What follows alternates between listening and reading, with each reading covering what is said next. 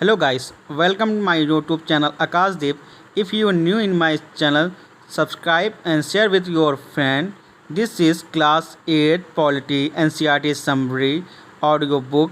So start chapter 1. First topic.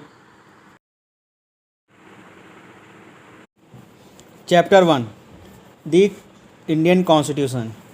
In this chapter, we are going to begin with football, a game many of you have probably heard of. Even the players' feet according to the rules of football. If the ball touch the arm of any player except the goalkeeper, then this considered a foul.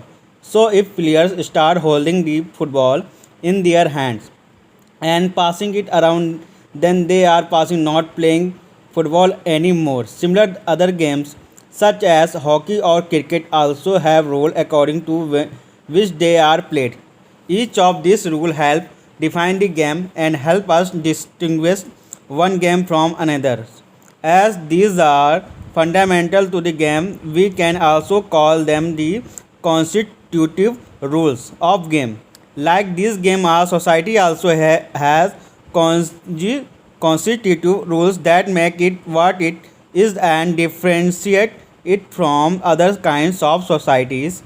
In large societies in which different communities of people live together, these rules are formulated through consensus, and in the modern countries, these consensus in the usual available in written form. A written document in which we find such rules is called a constitution.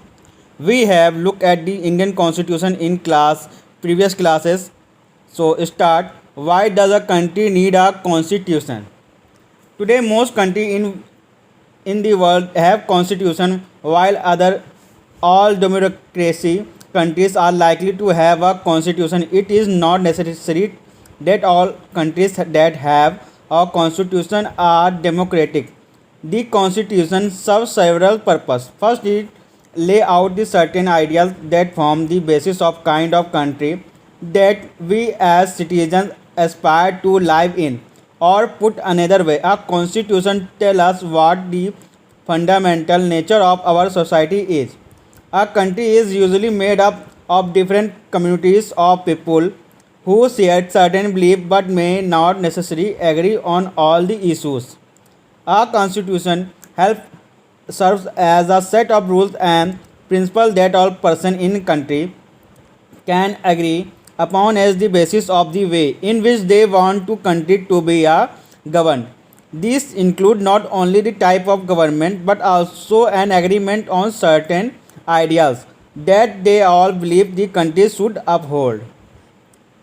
So let us try understand what we mean this through two contradicting situation in this recent history of Nepal and a country that border India on the north. Until recently, Nepal was a monarchy. The previous constitution of Nepal, which had been adopted in 1990, reflected that the fact the final authority rested with the king. A people's movement in the Nepal fought for several decades to establish democracy, and in 2006 they finally succeeded in putting an end to powers of king. The people had a right a new constitution to establish Nepal as a democracy. The reason that they did not want to continue with the previous constitution is because it did not reflect the ideals of the country that they want Nepal to be, and they have fought for.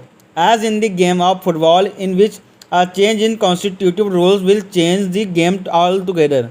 Nepal, by moving from a monarchy to democratic government, needs to change all its constitution rule in order to usurp in a new society. This is why the people of Nepal adopted a new constitution for a country in 2015. The caption alongside elaborate Nepal's struggle for democracy. The second important purpose of a constitution is to be define the nature of the country. Political system. For example, Nepal's earlier constitution stated that the country was to be ruled by a king and his council of ministers.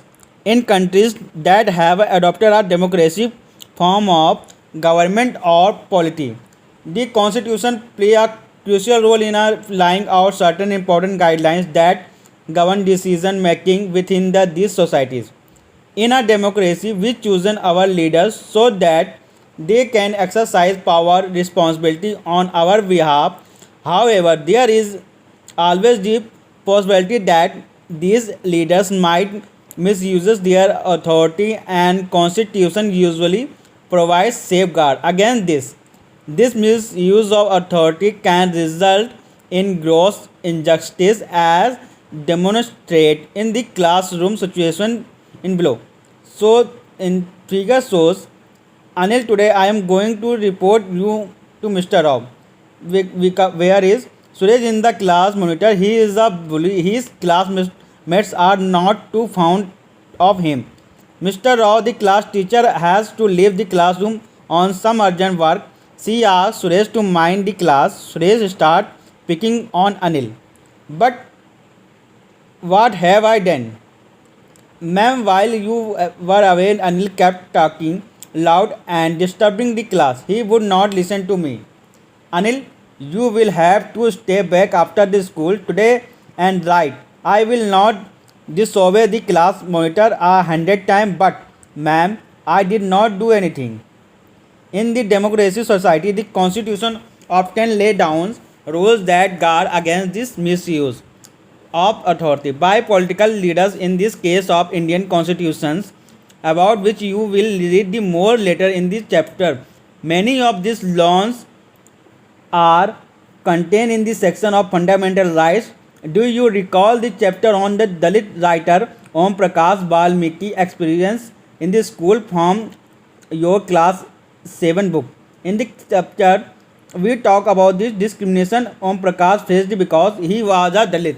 You read about the Indian constitution guarantees the right to equality to all persons and says that no citizen can be discriminated against on ground of religion, race, caste, gender and place of birth. The right to equality is one of the fundamental rights guaranteed by the Indian constitution. Another important function that constitution play in a democracy is to be ensure that dominant group does not use its power against other less power people or group. The storyboard below demonstrate on one situation in the classroom. Such unhealthy situation can occur in the democratic society too, where the majority can continuously enforce decisions that excluded minorities and go against their interest. As the above storyboard illustrate, every society in the prone to tyranny of the majority. The constitution usually consists rules that ensure that minorities are not excluded from the anything that is routinely available to majority and other person. Why we have constitution is precisely to prevent this tyranny of domination of by majority of minority. This can refer to one community dominating another, that is inter-community domination, or member of one community dominating others with this same community, that is intra-community domination. The third significant reason why we need a constitution is to save us from ourselves. This may sound strange, but what is meant by is that might at times feel strongly about an issue that might to against our larger interest, and constitution help us guard against this. Look at this storyboard below to understand this better.